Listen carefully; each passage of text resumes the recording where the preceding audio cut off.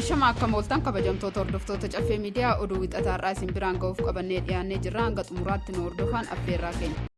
Dhaabbileen Chaayinaa buna Itoophiyaa baay'inaan bituuf fedhii qabaachuu beeksisan. Jilli mana maree daldalaa tumsa diinagdee fi walitti hidhamiinsa Afrikaa Chaayinaa abbaa taayitaa bunaa fi shaayii Itoophiyaa fi dhaabbilee alergitoota bunaa waliin mari'ateera. Kaayyoon marichaa hariiroo daldalaa Chaayinaa fi ardicha gidduu jiru saffisiisuuf akka ta'e ibsameera. Fedhii daldala Itoophiyaa waliin qaban ibsuun daldala bunaa irratti hirmaachuuf fedhii qabaachuus himaniiru. Bara darbe Chaayinaan buna toonii 12,000 ol bituunis ibsameera. Haaluma kanaan bara faranjoota 2025tti buna sadarkaa afraffaa toonii 100,100 ol bituuf fedhii qabaachuu ibsu ragaan abbaa taayiticharraa argame ni mul'isa.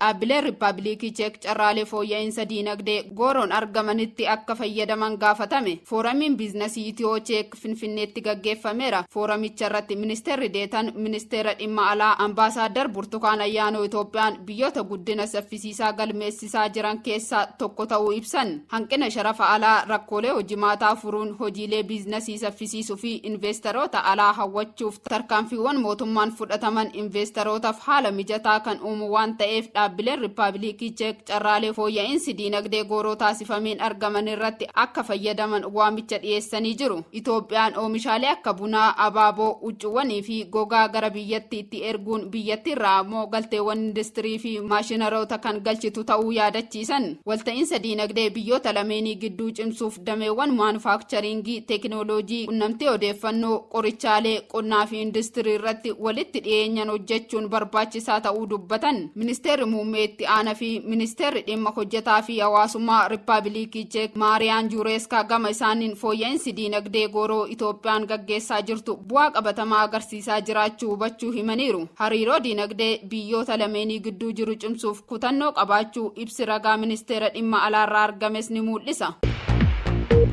Ameerikaan Asaad ba'uun qawwa uumurratti yaaddoo ta'uu ibsite. Ameerikaan ibsa baafteen saffisnii fi guddinni kufaatii seena qabeessa Bashaar al-Asaad Waayit Haawus rifachiiseera jedhe. Garuu kufaatii kana keessaa Yuunaayitid Isteet illee akka harka qabdu hin haalle. Ibsichi tarsiimoon Ameerikaa ga'ee Raashiyaa fi Iraan Sooriyaa keessaa qaban laaffisuu fi kufaatii Asaad saffisiisuun jijjiirama to'annoo Sooriyaa hin baratamne agarsiisuuf gargaareera jedha. Pireezidaantiin Ameerikaa Joo Baayiden xiyyeeffannoon Ameerikaa waraana Israa'elii fi Yuukireen irra ture ta'us bu'aa kufaatii Asaad booda jiru Yuunaayitid Isteet ni hordofti. Yeroon kun carra qabeessa garuu balaa yookaan carra gaarii fidee dhufuudhas jedhan. Sooriyaa eenyutu bulcha isa jedhuuf Waashingitan waan itti aanu hojjechuuf yaalaa jirtis jedhan. Ameerikaan kufaatii abbaa irree kanaaf gadda hin qabdu, garuu eenyutu aangoo sana qabata kan jedhu irratti baay'ee yaaddoo qabdi jedhan. Ameerikaan Sooriyaa keessatti gareewwan isheen jaalattu gara aangoo akka dhufan mala akkamii akka fayyadaman ammatti hin beekamu. Garuu biyyattii mariidhaan tasgabbeessuuf dhiibuun ishee waan hin oolle fakkaata.